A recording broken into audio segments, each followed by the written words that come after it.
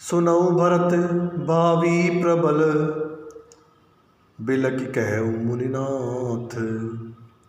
हानि लाभ जीवन मरणु, जसु अपजस विधिहात। मुनि वशिष्ठ बहुत दुखी होते हैं और भरत जी को समझाते हैं कि हे भरत, आप बहुत ही होनहार हो, समझदार हो, बलवान हो। हानि लाभ जीवन मरण, यश और अपयश, ये सब विधाता के हाथ में होता है। अस विचार कही देय दोषु, ऐसा विचार कर किसी को दोष नहीं देना चाहिए। व्यर्थ काहि का कीजिए रोसु, बिना वजह किसी के ऊपर दोष करने से कोई फायदा नहीं है। तात विचारु करहु मन माही, सोच जोगु दशरथ नृप नाही। बहुत ही विचित्र बात बताई है वशिष्ठ जी ने कि अब राजा दशरथ नहीं है, तो अब हे भरत, आप विचार कर मन में सही निर्णय लीजिए। सोचहि विप्र जो वेद विहीना, तज निज धर्म विषय लय लीना। सोचहि नृपति जो नीति न जाना, जय न प्रजा प्रिय प्राण समाना। सोचो उस ब्राह्मण का करना चाहिए जो वेद नहीं जानता और जो अपना धर्म छोड़कर विषय भोग में लीन रहता है।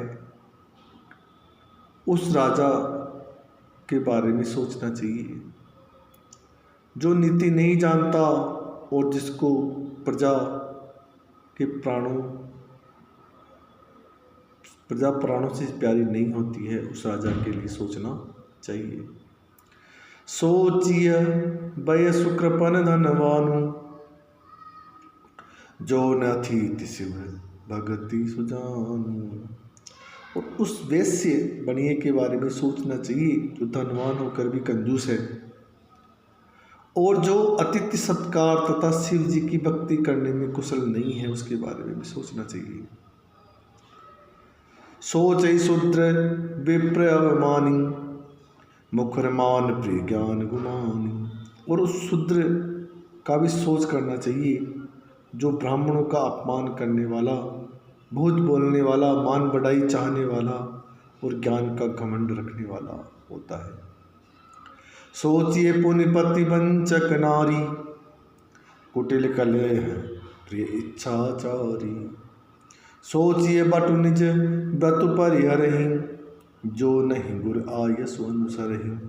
और पुनः उस स्त्री के बारे में भी सोचना चाहिए जो पति को छल करने वाली होती है, कुटिल होती है, कलह प्रिय होती है और स्वेच्छाचारिणी होती है। उस ब्रह्मचारी के बारे में भी सोचना चाहिए जो ब्रह्मचर्य का व्रत छोड़ देता है और गुरु की आज्ञा के अनुसार नहीं चलता है। सोचिए ग्रही जो मोह बस, करें कर्म पथ त्याग। सोचिए जति प्रपंच रथ, विगत विवेक विराग। और उस ग्रस्त का सोचना चाहिए जो मोहवश कर्म का त्याग कर देता है, और सन्यासी का सोचना चाहिए जो दुनिया में प्रपंच में फंसा हुआ ज्ञान वैराग्य से हीन हो जाता है। ऐसे लोगों के बारे में सोचने के लिए वशिष्ठ मुनि जी ने भरत जी को समझाया है।